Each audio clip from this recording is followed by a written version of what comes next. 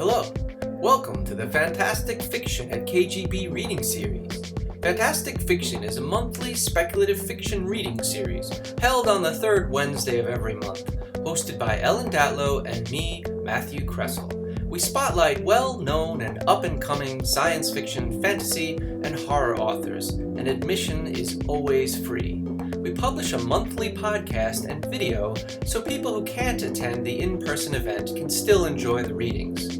If you'd like to support the series, you can donate at kgbfantasticfiction.org/support. Anyway, on to the show.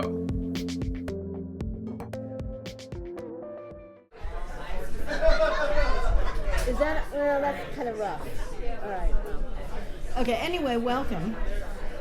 Welcome to Fantastic Fiction at KGB, where once a month, the second Wednesday of every month, we present, Matt Kressel and I, present wonderful writers of science fiction, fantasy, and horror. And this month, we have Grady Hendrix and Bracken MacLeod.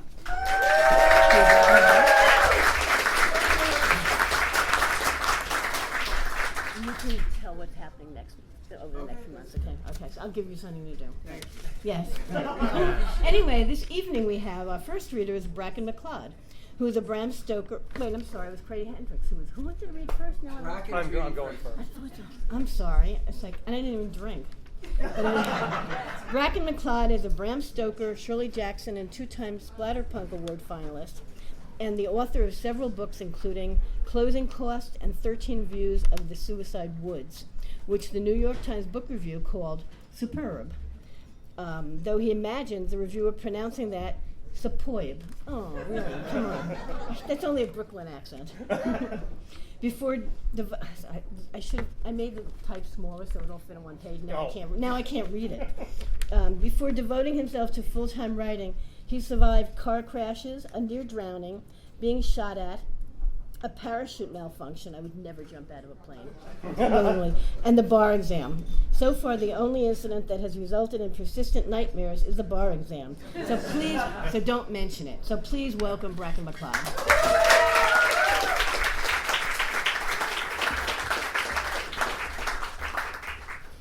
All right, so I am going to read two stories out of 13 Views of the Suicide Woods, the very first story in the book and the very last story in the book. Ellen just introduced us as writers of sci-fi fiction and horror, sci-fi fantasy and horror. Neither of these stories are any of those, except they're totally horror, except they're not. The other preface I want to give for this story is it actually happened, but it ended differently, and I wanted my friend to have a better ending. This is called Something I Said. It took a minute for my eyes to adjust to the dim light inside the bar. It wasn't a gastropub where people would bring their kids for lunch and sit near the front to people watch while they sipped particularly resiny double IPAs. The windows were painted black a generation ago, and the smoked mirrors installed above the booths in the 1970s were beginning to distort with gravity. Walker's Pub was a place for townies to come after work to down a few before they went home to face whatever it was that made them want to stop off at the bar in the first place. And I served them drinks 5 nights a week. Not tonight, though. It was my night off. When I could finally make out more than the familiar shapes and shadows within, I looked around to find who I'd come looking for. He was sitting on a stool near the register chatting up Valerie. I'm not a tough guy. I never have been. I maxed out at 5'8" in middle school, and I'm a soft 160 pounds in middle age. I like food and sex and watching TV, and I get a lot of both food and television since my wife left me for another man 9 months ago. Scott, on the other hand, was 10 years younger than me and built like an action figure with acne. We sometimes joke behind his back about him forgetting the steroid hypo still sticking out of his ass. I wasn't sure how I'd get his attention if he was sitting at a table in the middle of the room or worse in a booth, but it was a safe bet he'd be at the bar. From my experience serving him, Scott was the kind of customer who liked to talk to his bartender. It's not that he was at all friendly or wanted a confessor. The opposite on both accounts, actually. He was one of those skinflints who thought if he made friends, at some point in the evening his new pal would start comping him drinks. No one ever did. Jerry, the owner and grandson of the original Walker, would unceremoniously shit-can anybody who found giving away alcohol. It was one thing to pour free Cokes for the rarefied designated driver, but booze? Never. Hell, he almost fired me for selling a customer an empty 30-year-old cognac bottle he thought gave the place class, even though the guy paid enough for it to buy half a case of the stuff. Still, having never scored a free drink in the past didn't stop Scott from trying. That Valerie was serving him tonight was icing. She had all the qualities men like Scott desired, except the ability to say yes. Again, that sweetened the deal for him. He was one of those pickup artist assholes. Even had a blog offering a coaching service for it. He saw flirting as a competition against a hostile adversary. Sex was the spoils of being an effective combatant, not something another person agreed to because it was enjoyable for them. He'd start out negging a target, wrapping an insult in a slight compliment meant to undermine a woman's confidence and drop her defenses. If the target recognized what he was doing, he'd move on to gaslighting or some other petty torture he thought was master-level hypnosis, but was really just exploiting people's insecurities. At his core, he was a predator. And while he claimed to get more pussy than a veterinarian, I never saw him hook up. Not at Walker's, anyway. His routine definitely wasn't impressing Val. She didn't give half a shit what his opinion of her tattoos or Madonna piercing was. But then, to put it in his parlance, she wasn't about the D.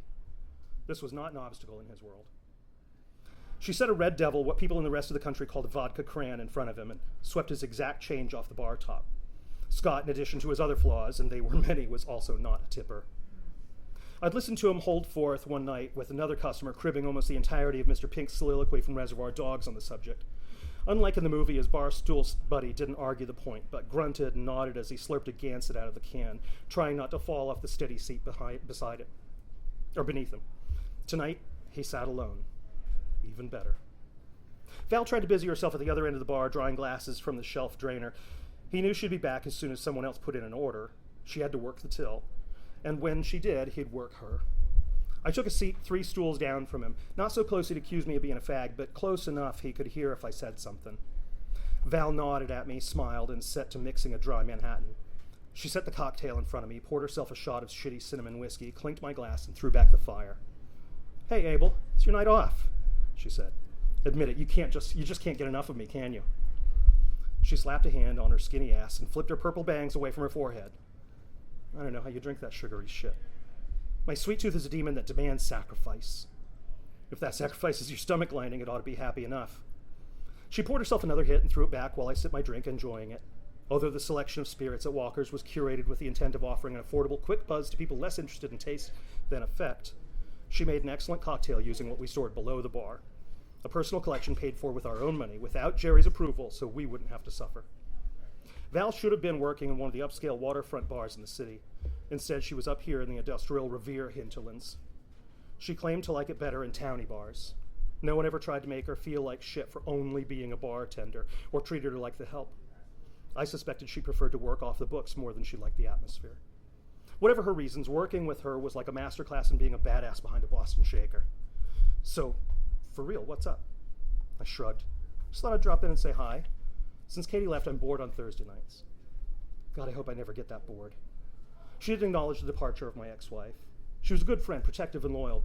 She'd been my best man at our wedding. Thinking of Katie made her angrier than it made me sad. Her jaw flexed as she gritted her teeth. She let out a long breath and patted the back of my hand, giving me the kind eye invitation to stay as long as I wanted. A guy I'd never seen come in before took a seat at the far end of the bar, and she put the candy rot gut away before sashaying over to serve him. He didn't know she was queer, and she knew how to earn her tips. She left her glass sitting in front of me. Val was meticulous about her bar. It meant she was coming back. I secretly wished she'd left the bottle behind along with it. I could have used a little bit more liquid fire in my belly than was left in my own glass. I took a big swallow of the Manhattan and tried to settle my nerves. Didn't work. My blood thundered in my ears as my pounding heart tried to kickstart my legs to get me to stand up and walk out the door. Even my Dutch courage was weak. I sat where I was and pulled my phone out of my jacket pocket. I checked the time, 9:45. It was late enough. Scott was scanning the place for other marks, not having made the kind of headway he'd hoped with Val. I took a quick look around and saw there wasn't a single unaccompanied woman in the place. That meant Rhonda had come in with her husband. Time was short before Scott killed what he had in front of him and decided to take it on the heels, looking for prey in the city. "Cunt." "What was that?" Scott said, turning to me. I held up my phone and said, Someone sent me a link to this guy's blog. It's called Female Sexual Motive or some shit. And what did you say about him? He stood up from his chair and cocked his head at me like I was hard to see under the yellowed shades. Maybe I was. Or maybe he was just trying to figure out why I looked familiar. Since I wasn't behind the bar wearing an apron, he seemed to be having some contextual confusion. I hoped he was lubricated enough to want to fight, but not so drunk he wouldn't put his back into it. Who, my friend? No, the author. The author. I almost laughed. In hindsight, it might have sped things up if I did. I shrugged again and went back to looking at my phone, dismissing him. Scott took a step toward me. I said, "Did you call me a cunt?" I shook my head and pointed at my phone. No, this guy. But I take it back. Calling him that implies he'd be worth a fuck. Reading this dog shit, my bet is he isn't deep enough to hold a tampon. He came at me like he'd heard the bell before the hammer even bounced. His haymaker took me in the side of the face, and a blossom of heat spread across my cheek. My head whipped around, and I staggered off my stool, tripping over another chair, trying to keep my feet beneath me. The tall chair I'd been sitting on clattered to the floor while my phone slipped out of my hand, skipping once like a flat stone on a lake before disappearing behind the bar. He punched me in the kidney, making the muscles in my left side of my back cramp and my spine twist. He shouted something I couldn't hear over the ringing in my ears from his first hit. I did hear his voice crack at the end, making him sound as hysterical as he claimed all women were right under the surface, emotionally driven and borderline hysterical at all times. I turned and tried lifting my fist to put up a guard. He hit me again in the gut right between my elbows. I dropped my arms to protect my midsection, and he whipped around with another bent arm hook to the other side of my face, hitting me in the jaw this time. I spun and staggered away from the bar, both sides of my face numbing and growing tight with swelling. I stumbled into the middle of the bar and stood, trying to shake the haze out of my head.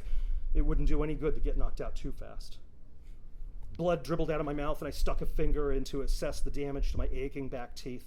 Touching my molars caused pain unlike anything I'd felt before. They weren't loose. They were gone. He'd broken off at least two that I could feel. I tried to blow a kiss at him, but my mouth hurt so bad all I could manage was to let it hang open while blood and saliva drizzled down my chin. Once upon a time, I took karate, or something the instructor had called karate.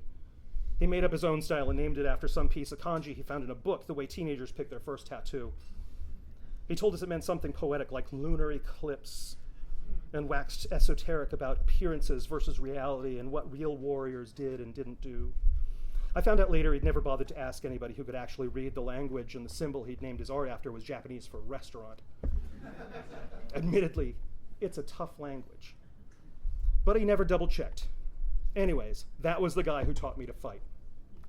Against guys who'd also learned how to fight from him. I was good in the way of the restaurant. I was Jim Kelly cool. Against a guy who spent all of his free time in a gym lifting and doing MMA, I was a punching bag. I just couldn't hit back.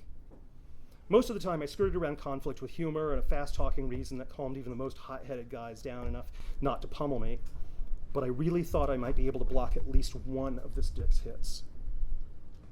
Just one. So I felt like I was a participant in the fight. Scott, however, was fast and motivated. I had nothing in my repertoire of three-step slow-mo techniques and pseudo-religious platitudes about honor to counter a whip-fast hook or a rabbit punch. Learning that hurt worse than any of his punches. It was hard to breathe. My stomach was cramping. Another slam in the guts and I crumpled. The floor was where I wanted to be, actually, lying there. I felt none of the uncertainty of being rocked on my feet. Lying on the floor, I knew which way was up, which way was down, and where I was. Definitely down. On my side, smearing my blood in the tracked-in dirt and road salt from the previous winter. The other thing being on the floor told me was he would have to change it up from fist to feet. Was it something I said? He kicked me in the back. Scott wasn't wearing work boots, but they weren't fluffy bunny slippers on his feet either. It didn't matter. Legally, almost any shod foot is considered a dangerous weapon. I felt the pointed toe of his rockport against my ribs and heard the snap of bone echo in the shocked silence of the bar. The only other noises I heard were my ragged breathing, his cursing, and Val in the background shouting for him to stop. Bless you, Val, I thought, but let him go. I knew she'd already called the cops. I rolled over to protect my back, and he gave me a final shot in the face, right where I wanted it, where it would count the most. I felt my lips shred against the remains of my front teeth, and I choked. I was done. He could stop any time. Please, Val, I wished. Make him stop. But he hadn't exhausted himself yet, and I'd worked what I knew was his rawest nerve. No one treated him like a woman or even suggested he was one. Calling him what I did was the same as threatening his deepest-seated personal identity, and with a few in him, he didn't respond with anger. It was pure fury I'd tapped. That's what my stepdaughter, or ex-stepdaughter, Corey, told me about him. She's best friends with his daughter, Ginger, goes over to his house for sleepovers sometimes. She's seen him go nuts at Ginge because he thought she called him a pussy. She said he was being pushy, but he wouldn't listen. He just screamed at her until his face turned all red. I thought he was going to stroke out right there in front of us, she told me. He scares me, Abel. A couple of days later, she sent me a link to his pickup artist blog. He bragged about railing some chick in his daughter's bed because he was about keeping it fresh and his wife was napping in their bedroom. I read through all the entries until I found the one where he experimented with his technique on one of his daughter's friends. 15 and almost hot, he'd written. Little bitch acts like she already knows that she can make any beta male do what she wants by even hinting at the idea of spreading her legs. She's probably got all the boys in her school already twisted up with promises and blue balls, but I'm a man. So that weekend I set out to teach her an early lesson in the truth behind female sexual motive and using the techniques of alpha male plan. I got her amped up, and when I was done, she was curled up on my lap, purring like a nice little kitten. He added a disclaimer at the end, saying he never followed through with his AMP plan because he wasn't into felonies. Adding, she'll be legal in 6 months, I can wait, smiley emoji. The blog post was date stamped July 19th. Corey's birthday is December 21st. His sentencing is next week on February 15th. Aggravated assault and battery with a dangerous weapon. Arrogant as ever, he spun the wheel on trial instead of taking a plea and lost. I left my false teeth out when I testified. Fucking up my mouth was a cherry on top since it's a disfigurement and increases the penalty. He's looking at 15 years. The irony is not lost on me. I am not a tough guy. I never have been. But I'll do anything to protect my kid.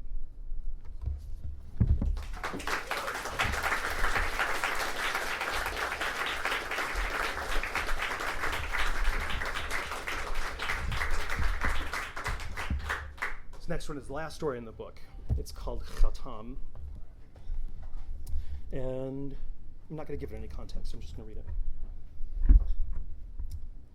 Even though the chair in the delivery room was unforgiving, Amal welcomed the chance to sit. Although it had been Mira who labored and bled, after 20 sleepless hours, he needed rest. He would have easily fallen asleep on the bare floor, but then he couldn't hold his son. The light of the buzzing fluorescent bulb above them blanched the baby's dusky skin with brightness. The boy's inky hair absorbed the light like the characters in Mira's charcoal drawings. Beneath the antiseptic scents of polymeric disinfectant, bleach, and isopropyl alcohol, the scent of his baby was there. Deep underneath the iron smell of blood and spilled amniotic fluid and a hint of something else, something that reminded him of the autumn evening in which they'd conceived the boy. An uncharacteristic quiet had settled in the neighborhood. Traffic stopped. The men downstairs, circling small tables on the tea house sidewalk, fell silent, foregoing their gossip as they sat huddled around hookahs, sipping hot drinks and smoking. Mira's curried breath was quickened by the same anxious desire he felt, his beloved, his Mira. Since she had begun tracking ovulation cycles and periods of fertility, sex had almost become a chore. That night, the sticky heat of a quiet, humid evening, it had been like it was when they were first married, oceanic. They made love as exhaled smoke from the cafe diners below drifted in through their windows, flavoring the night. A few weeks later, the good news, I'm pregnant. She announced it quietly, as though the fact was too fragile to be spoken. She placed his hands on her still flat belly and said it again a little louder before kissing him. We're having a baby. Pregnant with the knowledge, Amal moved through their apartment with more deliberation, a greater purpose filling him as he nested, preparing the room at the center of their home for the arrival of the baby, preparing for a new life, the child's, his own, his family's. The smell called to mind, and the image of Mira standing in the spring market, full and flushed, smiling at him over a fiercely craved date plucked from the bag before she paid, too eager to wait until they got home. She smiled as she bit her prize in half, one hand resting on her belly, containing their son, due to join them in only 3 more weeks. Happy now? He asked. She laughed, tearing through the body of the dried fruit with her teeth. Behind her, at the opposite end of the alley, the bomb exploded, blowing a wave of fire and blood and hot metal through the long corridor, thrusting her into his arms. Together, they crashed through the fruit cart from which she'd plucked her dates, landing in the dirt and the syrupy remains of ruined pomegranates and figs crushed between their entwined bodies. Mira's breath on his face, the herald of the creation of their son, was wet and stank of copper. Groaning, she rolled off Amal and onto her back. She glanced up at the shrapnel that had streaked through the spice-tinged air to nest in the wall just above their heads, thankful that it had missed them both. To his right lay the man who had sold them the fruit. The blast had not spared him. Mira gasped, clutching her belly. Amal felt a wet warmth plastering his pants to his legs. He sat up to see the stains soaking the front of Mira's dress. "My water," she said. "My water broke. Oh God, Amal, the baby." That was 24 hours ago. Gone in an instant. He cradled the infant his wife had born. The nurses had given him a set of scrubs to replace his burned, bloody clothes, but the stench of smoke was in his hair, his pores, a smell that, until 24 hours ago, had reminded him of the night of creation. "Mr. Al-Adin?" The nurse stood in the doorway, wringing cigarette-stained fingers. "Your wife is out of surgery and is in recovery. I imagine you'll want to be there when she wakes up." He walked over to the new father and held out his hands to take the child. Amal shrank back from the man's touch. He did not want to give up his son to the nurse or to the ground. "I'd give anything for him to grow old and for me to be buried instead." But of course there was no one to accept his offer. The life he was given couldn't be bought or traded, although it could be stolen in a burst of fire, a cloud of smoke. Amal gazed down at the baby cradled in his arms. He wiped at his tears, feeling a slow realization swell up and envelop him like a cooling tide. "Once I was an infant, helpless in my father's hands." Closing his eyes as he held the boy against his chest, he imagined what his father had felt 27 years earlier. This is how much he loved me. He kissed the baby softly on the forehead. "Thank you," he said, and stood up to take him to meet his mother.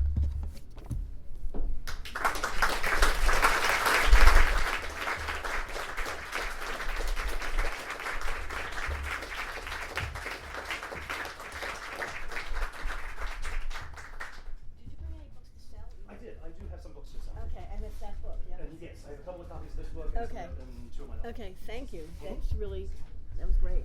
And we're going to take about a 10-minute intermission. So please have a drink and support the bar. And please buy a book. So we'll be back in about 10 minutes. We are going to get started with our next reader. Woo! All right. How is everyone doing this evening? Is everyone doing all right? It's a good crowd, by the way, right? I just want to say, I want to give 2 shout-outs tonight. I want to give a shout-out to Kelly, our bartender. Please, listen, all we ask is that you buy a drink, hard or soft. Doesn't matter. Just buy a drink and tip your bartender. Kelly is working hard to keep all of us hydrated. And also, Lincoln the bouncer who's outside. Let's give a hand for Lincoln. Wait, keep going. You know, there he is. There he is. One of these days, we're going to bring Lincoln out to dinner, and we're going to treat him for a nice dinner with us. Yes, I love Lincoln, and you all should meet him. He's awesome dude. So, my name is Matt Kressel, and I co-host a series here with Ellen Datlow. We're the second Wednesday of every month, and like I said, there's never a cover charge. All we ask is that you buy a drink, hard or soft, and tip your bartender. KGB, Fantastic Fiction. This series has been going since the late 90s. Ellen and I have been running it. I've been running it since 2008 with Ellen. You've been doing it since a few years before that. Long time, right? So we have a mailing list. Go to kgbfantasticfiction.org. You can go on our mailing list, or you can follow us on all the socials if you want to keep up with what's going on. We also have a podcast. If you can't be here for whatever reason, go to kgbfantasticfiction.org or go to your favorite podcast site, search for Fantastic Fiction at KGB. You'll find us. Yes, I was going to say something that is completely irrelevant, so don't worry about that. This is the way my mind works. Yes. So before we get to our next reader, Grady Hendrix, who, by the way, I'm very excited about. Bracken MacLeod, I loved your reading, by the way. Thank you. Next month, July 10th, yes, please.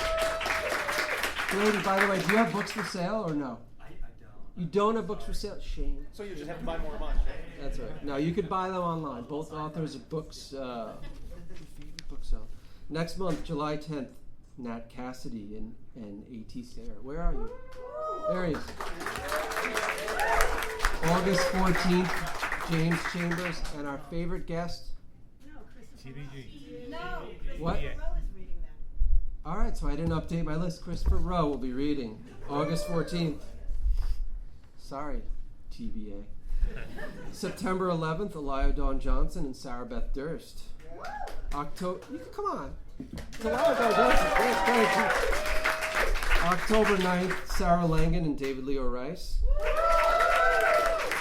November 13th, Adam Golaski. Who else do we have for November? Okay, there we go. TBA.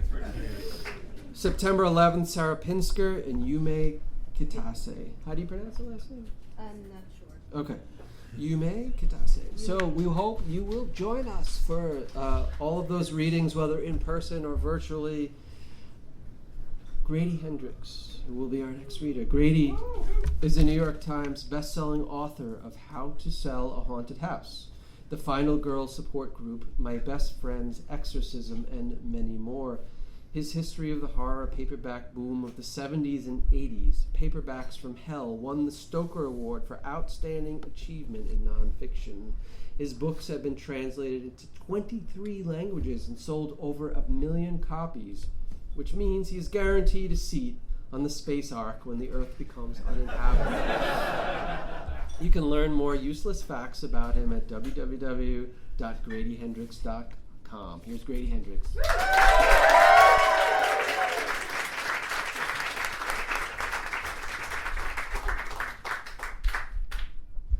Hey, y'all.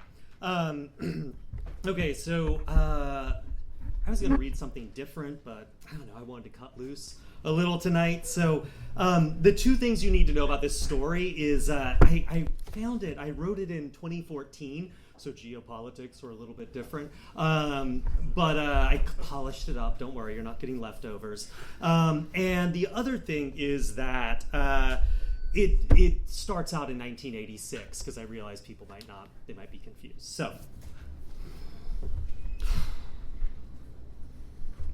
Alexei was a northern black bear. He weighed 480 pounds and stood 7 feet tall on his hind legs. His fur was thick, and his rock-hard skull could withstand a round from a rifle.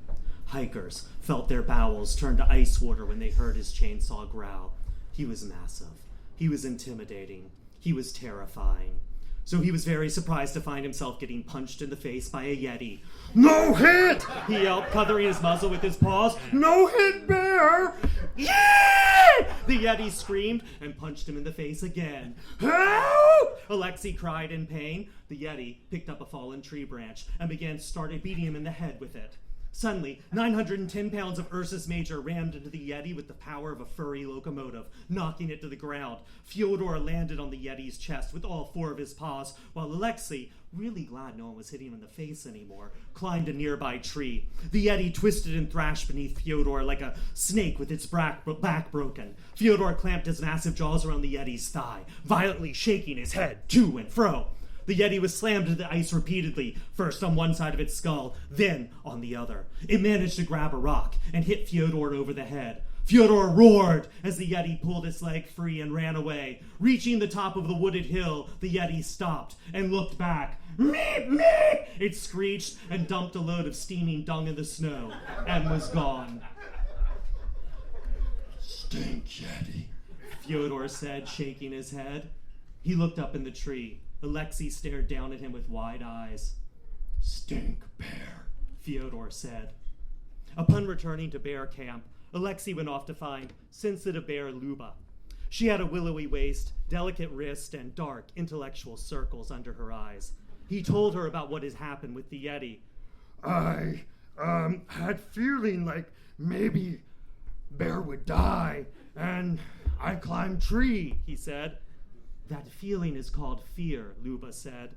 Well, I didn't like it.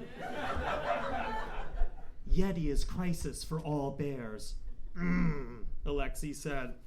Okay, I'm gonna eat snow now. He felt much better for having told his feelings to another bear, especially a bear as beautiful and sensitive as Luba. Now he just wanted to go eat snow. But as he turned to leave, Luba said something that shocked him. Soon, maybe all bears will be dead. What? I mean, who says? My brain, she said. The Yeti keep coming. We don't stop them. Maybe one day soon bears will be Yeti slaves, and they will ride bears like horse. Alexei had seen a horse once. It was a stupid, naked animal that led a degraded life. He was scared to think about a Yeti stink ass on top of him for the rest of his existence. What can bear do? He asked. We must ask for help, Luba said. Who help bear? Fox too selfish, fish too delicious, rabbit too horny. They're no help for bear, only more bear. There is mans, Luba said. What? Mans? But Luba used her intellectual cunning to work on Alexei, and soon she convinced him that things would be very bleak indeed if they did not do something. She gave Alexei three suggestions. A, burn Yeti with fire. B, hit Yeti with rocks. C, go to village and ask mans for help. Alexei didn't really understand what fire was, and he knew that picking up rocks with paws was very difficult. So he agreed to C. It seemed like the easiest of the three. He went and spoke to Fyodor, who was now acting king of bears after King Bear Ivan had been eaten by Yetis. I tell you this thing. Acting king of bears, Fyodor said. You go to village, you talk to mans. I bite off your stupid face. This scared Alexei very much because he knew that faces were Fyodor's favorite things to bite. After salmon. But he also knew he had a very fat and appealing face. I'm sorry, he told Luba, but, well, there's good chance Fyodor bite off face, so I can't go. Instead of answering, Luba turned her back on him. Intellectual bears are notoriously moody, and Luba was perhaps the moodiest of them all. For 1 week, while the bears hid from the Yeti, she would not even speak to Alexei. Then, one night, he snuck away. He really had no choice. Luba was his only friend. It took him all night to reach the man's village, and on the way he was very unbear-like, imagining every tree trunk was a Yeti waiting to punch him in the face. Why did everyone hate his poor face? It wasn't his fault he had a fat face. It was just the way he was built. By the time the sun came up, Alexei was feeling quite sorry for himself and his poor face. Then he saw the village up ahead, and he really got worried. He was completely terrible at talking to others. Most bears were extremely direct, but Alexei was not. He could never remember what he had to say, and he hemmed and hawed for hours. Other bears always ran out of patience and finished his sentences for him. He actually couldn't remember the last time any bear had allowed him to finish a sentence. Alexei felt a cold stone growing in his throat. He got to the village and saw that many men were running around like crazy, and they seemed very nervous and excited. It was good they were up already, however, since Alexei was worried he was going to have to wake them by tapping on their windows, and no one liked to be awakened by bears tapping on their windows, no matter how gently they tapped. Then he saw why mans were awake. Yeti were in the graveyard. They were digging up coffins and scooping out the soft stuff. They stuffed handfuls of meat into their mouths, yellow fat dripping from their chins like jelly. They ate fillet of grandmother, flank of father, baby loins. They sprayed putrid mist of their urine at the mans who tried to stop them and hit each other playfully with torn off arms and legs. One of them wore the head of a village elder recently deceased as if it was a party hat. Good morning, Alexei said to the nearest man, who was holding a burning torch. I don't. The man shoved his burning torch into Alexei's face. Maybe Maybe he was impatient for Alexei to finish his sentence. Okay, I understand. You might be upset, but it's... Another man's had come up and poked Alexei in the fanny with a pitchfork. Why? Alexei howled. Why? Ow! Now mans were throwing rocks at Alexei. They had gathered around. They realized that they had no chance of stopping the Yetis, and so they turned their attention to a problem they could solve: bear attack. Many mans pelted Alexei with stones and burning torches until he fled back into the forest and buried his poor burned face in the cold snow. When he got back to bear camp, immediately Fyodor bit him in the face. Is warning. Fyodor roared, dribbling slaver all over Alexei. I say what happens if you leave. Now it happens. Luckily, the other bears intervened and told Fyodor to stop this bear-on-bear violence. And so Fyodor, with no other option, exiled Alexei instead. For the next week, Alexei followed the bear camp wherever it moved, always cowering on the edges, frightened to be left alone, but not wanting to really be seen.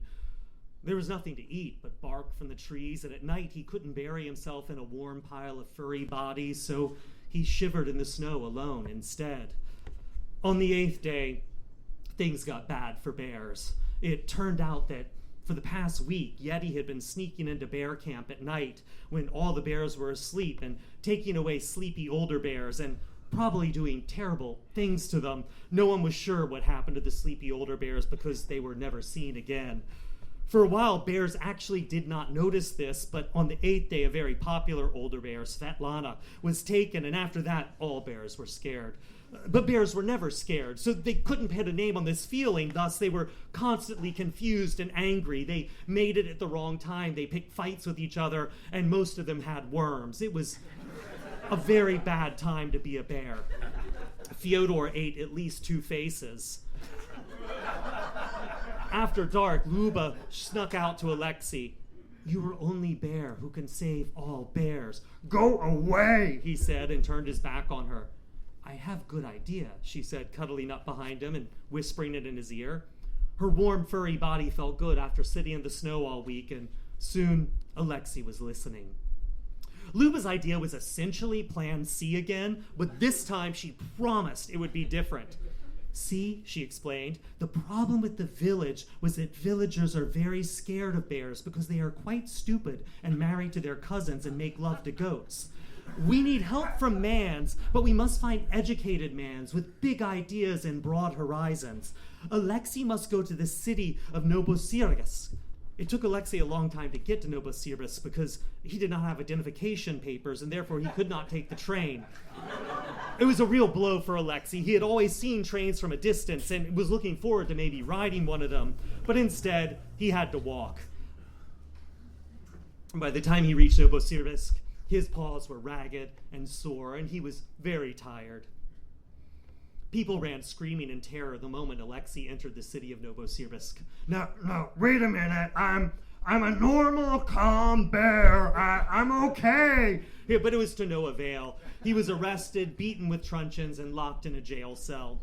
After repeated requests, the chairman of the Novosibirsk Soviet came to see him. After ascertaining that the chairman of the Soviet was not married to his cousin and had never made love to a goat, Alexei explained the situations with the Yetis and the bears. The chairman nodded thoughtfully. "Do we know the ideological persuasion of these Yeti?" he asked. No. "And bears all accept the basic tenets of Marxism-Leninism?" Oh, sure. Alexei had no idea what Marxism-Leninism was. "Very well," the chairman said. "I will send one hero of the Red Army with you so that he may assess the situation and report back to the Soviet." Alexei said, Very thank you. The hero's name was Mikhail Popovich, and he drove a jeep all the way back to Alexei's part of the forest. The trip took 2 days, and Alexei sat in the front seat and was very excited about the speed at which they traveled. He enjoyed feeling the cold air against his face. Mikhail knew many songs and enjoyed singing them at the top of his lungs, and Alexei liked these songs very, very much. He began to think that maybe one day he would be a hero to the bears, as Mikhail Popovich was hero to mans. But when they finally got back to bear camp, there were no more bears. "Where bears?" Mikhail said. "I have brought machine gun for liberating bears from Yeti oppression." Alexei snuffled the ground, but could not detect the scent of his friends. He led the hero of the people to the place where Luba had sent him away. In the clearing there, he saw many strange bears. They were limp and loose and moved like grazing cows. He realized they were bear skins draped over yetis. "There's bears," Mikhail said. Not "Bears," Alexei replied. That's Yeti pretending to be bear. "What's the difference?" Mikhail said. There's big difference. Only to some people. No, most people will not even notice. To them, a bear and a yeti, large, hairy, they're essentially the same. I would like to go now, Alexei said, for he had just noticed Luba's pelt draped over a filthy yeti. But leaving caused some confusion. Mikhail didn't have orders to take Alexei back to Novosibirsk. He also did not want to abandon him in the woods, however. Finally, he decided that Alexei could ride with him in the jeep all the way back to the city where they would sort it out. After all, he was not a hero of the people for nothing. Back at Novosibirsk, the Soviet debated what to do. After much discussion, they decided that they would not worry too much about this Yeti incursion.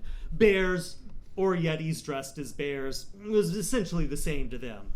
However, there was the problem of what to do about Alexei. One ambitious young apparatchik floated the idea of strangling him in his sleep, and then there would be no problem. But they could find no one to second this motion. Bears were, as the chairman pointed out, the symbol of the Soviet people. To assassinate one was to commit metaphorical suicide. Finally, they decided to give Alexei a state subsidy and house him in a crumbling Khrushchevsky building that was cold in winter and hot in summer and had constant power blackouts. To avoid alarming his comrade neighbors, Alexei shaved all his hair, which required him to spend a large amount of money on razors every month. He discovered that he liked vodka quite much, and sometimes he would lose weeks in big bowls of it. Once he went to the zoo, but the bear living there did not speak his language and was also very smelly. Part of him suspected it might actually be a Yeti in disguise. One day, 5 years later, he noticed that his monthly subsidy had not arrived.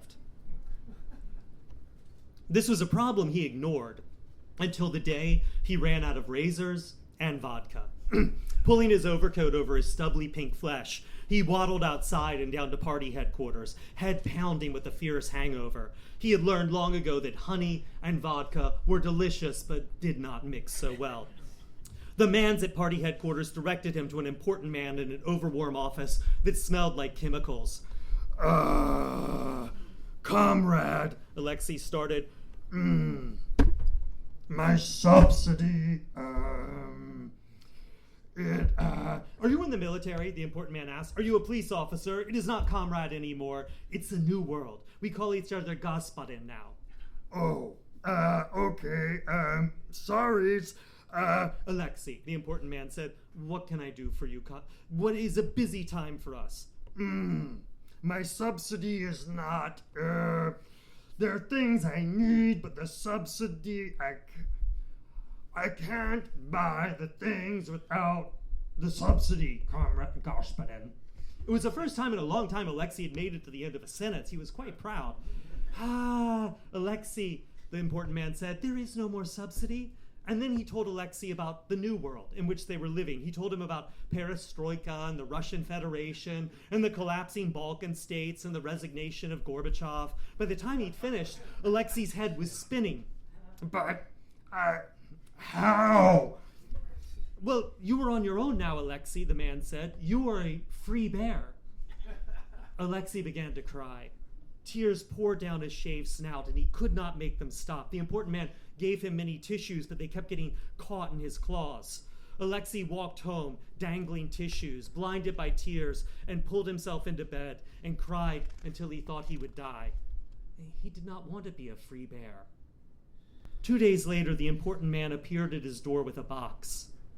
This is Radio 86, he said. Is it more, television? It is home computer, the important man said. The socialist revolution has failed, but the computer revolution may save you, Alexei. At first, the Radio 86 was very difficult for Alexei to use. He was, after all, a bear. But soon Alexei was programming with 2 claws, and he was quite proud of his first program. 10 print, Alexei is all alone bear. 20, go to 10. Run. That was how Alexei's new life started. Organic mechanochemistry startup in Akamendorok. Alexei said to the American at the embassy cocktail party. Mostly pharmaceutical applications. Really good burn rate. Well, I'll be, the American replied in awe. His name was Carl. He called himself a salesman of injection molding equipment, but everyone knew he was actually a CIA spy. This is why Alexei was actually talking to him. So now, Alexei, what's this terrorist organization you want to tell me about? They're in Siberia. Alexei said, lapping more vodka from a bowl. Very bad. Hate America. Support Al-Qaeda. Their name is Yeti. What kind of name is that? I think Muslim? Excuse me. Alexei had accomplished his mission and worried that if he spoke further, he might botch it. Let the CIA man follow up on his words. Probably soon America would be sending drones to bomb Yeti weddings. But somehow, this did not make Alexei feel better. He went outside and stood on the balcony overlooking Moscow. He was a rich bear now, who had a tech startup, and he came to many embassy cocktail parties. Yeah. But he still felt, Alexei's still all alone bear. I wish, he thought to himself, then stopped. Everything he wished for was impossible. He wished he was in a pile of bears taking a nap. He wished to hear Luba talk to him more about poetic bear manners. He wished for Fyodor even to shout at him and maybe even bite his face just a little. He wished for the bears to come back. He wished for things he could never have. Hello, a voice said behind him in bear. Alexei turned around. A small black and white bear was standing there, chewing a long piece of bamboo. I'm Pang Pang, she said, giving him a name card with both paws. You're actually the first bear I've seen in Russia. You can tell I'm bear? Alexei asked, genuine surprise because now he got waxed by professionals at least 3 times a week. Of course, Pang Pang said. And you are bear with, may I say, fur? I'm from China, and in China bears do not have to hide themselves. Where are the other Russian bears? I am last bear, he replied. The Yetis, there isn't any others. Bears, I mean. What is a Yeti? She asked. It is a small regional terrorist group. Were you thinking about jumping? Pang Pang asked. Alexei realized that he was. It must be lonely to be the only bear in Russia, she said, laying one paw over his. In China, I have many friends. There are many bears. Come and visit me. Leave home? Alexei stammered. If you are not happy, there is a solution, she said. Planes take off and land every day, taking people from where they are less happy to where they will be more happy. Bears can do this too. All it costs is money. Alexei had money. He and Pang Pang talked until sunrise. Alexei had a song he sang at Chongqing Recreation Karaoke Club. He only went to Chongqing Recreation Karaoke Club when it was an important deal they were closing, and he only sang his special song late at night when he was very drunk. It was a song about the Altai Mountains and the winds that howled over it at night when bears snuggled together in their warm caves and dreamed of honey. The song was sung in bear, so all the people present just thought Alexei was roaring and grunting into the microphone. But usually by the time Alexei had worked up the courage to sing, the contracts had been signed, the people were all quite drunk, and no one could really ever remember it the next day. Each time after he sang his song, when the evening ended, Alexei would instruct his and Pang Pang's assistants to call cabs for all their passed-out business associates and take them to their hotels. Then he would send Pang Pang home and have his driver take him west of the city towards the Chonglai Mountains. There he would get out of the car and drop to all fours, his old bones aching, and pad into the forest, where he would sleep beneath a mountain of leaves. In the morning he would go home to Pang Pang and their wonderful life, to their wonderful home with their big soft bed, but here, all alone at night in the Chonglai Mountains, he would sleep under a mound of leaves beneath the cold wind and stars. He would sleep and dream of killing Yetis. Thank you, guys.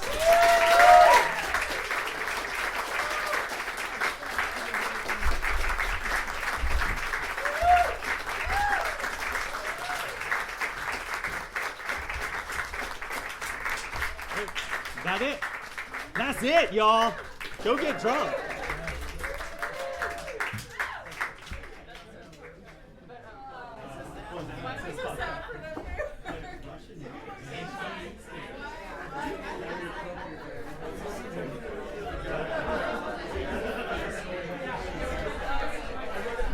All right, thank you. Thank you, Grady. That was a very appropriate story for the venue. Thank you, Grady. Thank you, Bracken. Thank you all for coming. We will see you next month. So.